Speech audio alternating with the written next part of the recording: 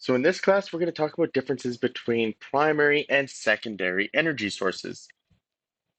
Primary sources of energy are those that can be used directly and as they appear in the natural environment. So as you can see here, it includes things like coal, oil, natural gas, the wood, but also renewable energy sources like the sun, wind, as well as rivers. Secondary energy sources need to first undergo a transformation from a primary energy source in order to be used. So electricity is actually a secondary energy supply. Many cities and towns were built alongside waterfalls, which, for example, would be a primary source of mechanical energy. You have that flowing river that then turn the water wheels to perform work. That is just using a primary energy source. A hydroelectric dam takes the primary energy source that comes from that rivers, puts it through a turbine, which then powers a generator, converting it into secondary energy, which is electricity. And then energy storage technologies essentially do the inverse. They take a secondary energy supply like electricity, convert it back to a primary form, and then reconvert it back to secondary energy when it's needed. But then the result, as you can imagine, is efficiency losses as it goes through this conversion. So let's talk a little bit about history of electricity. Before large-scale electricity began, slightly over 100 years ago, houses and businesses were fueled primarily by primary energy sources like kerosene lamps, your wood-burning ovens, your coal-burning stoves. However, that doesn't mean that electricity was only discovered in the 1800s. In fact, contrary to common belief, Benjamin Franklin was far from the first person to discover electricity. Many sources indicate that the Greeks were first to discover electrical charge. Electrical charge is static electricity or electricity that does not move. This discovery happened around, I think, probably safest estimate is about 3,000, maybe 2,600 years ago. And now the Greeks didn't know that they had discovered static electricity. What they observed was that by rubbing fossilized tree resin or amber with animal fur, it made that resin attract dried grass. Fast forward almost 2,000 years to around 1600 AD, an English physicist named William Gilbert wrote books on this attractive nature of amber. He used the Latin word electricus to describe it. Thomas Brown was an English physicist. He studied Gilbert's work and then coined the term electricity, which was only popularized by Benjamin Franklin because of his famous experiments with it. So Benjamin Franklin's famous experiment in 1752 with the kite, the key, and the storm simply proved that lightning and the tiny electric sparks were the same thing. Franklin understood this fact when a spark jumped from the key on his kite string to his wrist shortly after lightning struck the kite. This began to illuminate our understanding of static electricity. Alessandro Volta. He was the first man to discover a steady, not a sudden and violent flow of electrical charge. Around 1800 and around the year 1800, an Italian doctor named Luigi Galvani found that a frog's leg twitched when it touched two different kinds of metals. Volta then studied these findings, and what he concluded was that there was a kind of electrical potential between these two metals causing an electrical charge to flow through the frog's leg and make it twitch. Volta found that in the presence of this electrical potential, electrical charge can flow through a metal wire just like water flowing through a pipe. He used his understanding to actually invent batteries. And so you should recognize that the electrical potential, which is marked on a battery, is actually named after Alessandro Volta. AAA batteries will have an electrical potential of 1.5 volts. Transistor batteries have an electrical potential of 9 volts. Car batteries of 12 volts. But that is the source. So let's elaborate a little on the differences between static and current electricity. These are the two major forms of electricity, but we are primarily going to focus through these courses on current electricity.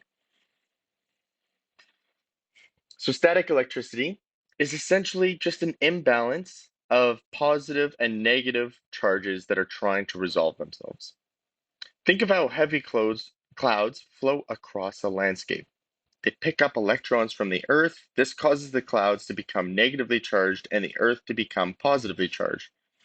Lightning is the means of equalizing that charge imbalance. It solves the imbalance of electrons by allowing that static to flow through it. Alternatively, you can think about getting zapped when you touch a door handle. What happens when you walk across the floor? Your feet picks up electrons from the rug fiber, and you yourself become negatively charged. Once you reach for that positively charged door handle, the electric zap is just the result of balancing those charges. Current is a phenomenon of moving electrons in a particular path or direction, just like a stream of them flowing through conducting materials. When electrons move from one place to another, round a circuit, they carry electrical energy from place to place. Current electricity can move from various sources, but it's almost always controlled, and it's for that reason that it is the most commonly employed phenomena of electricity, and it's what we are going to focus on in this class. All generators are working with current electricity, not static electricity, because it's inherently difficult to manage. So I'm going to open up some just comparisons between the two, which you can read through as I speak. So for an electric current to happen, so this right-hand column, there needs to be a circuit. A circuit is a closed path or loop around which an electric current can flow. A circuit is usually made by linking electrical components together with pieces of wire cable. So in a flashlight, you would have a simple circuit with a switch, a lamp, and a battery, and they would be linked together by a few short pieces of copper wire, which is a great conductor. When you turn the switch on, electricity will flow around the circuit. If there is a break anywhere in the circuit, electricity can't flow anymore. If one of the wires is broken, for example, that lamp will not light. Similarly, if the switch is turned off, no electricity can flow. So this is why a switch is sometimes called a circuit breaker. So what's a good conductor? Well, materials such as copper metal allow electrons to flow very freely. So they would actually be called a conductor. Materials that don't allow electricity to pass through them would be things like rubber and plastic. And so what we refer to those as is insulators. So what makes copper a good conductor and rubber a good insulator? Essentially, electricity can travel through something when its structure just allows electrons to move through it easily. It's that simple. So metals like copper would have free electrons that are not tightly bound to their parent atoms. These electrons flow freely throughout the structure of copper, and that's what enables that current electricity to flow. In rubber, on the other hand, electrons are very tightly bound. There aren't free electrons. So as a result, electricity does not really flow through rubber almost at all. Conductors that let electricity flow freely are said to have high conductance and a low resistance. Insulators, which don't allow electricity to flow, are the opposite. They would have a low conductance and a high resistance.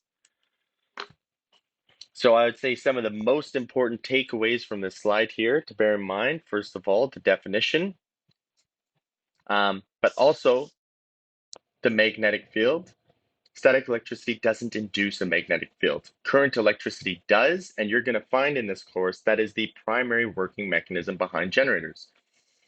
Static electricity exists for very brief periods of time, whereas current electricity can definitely exist for longer and be managed. And that's probably the primary factor as well about current electricity, is that it's very easy to control. Good examples that you would see of current electricity would be things like transmission lines, home appliances, lights. Examples of static electricity would be the static you get when you rub balloons on your hair, lightning strikes, or that example I gave of walking across the floor, collecting those electrons, touching a door handle, and getting zapped.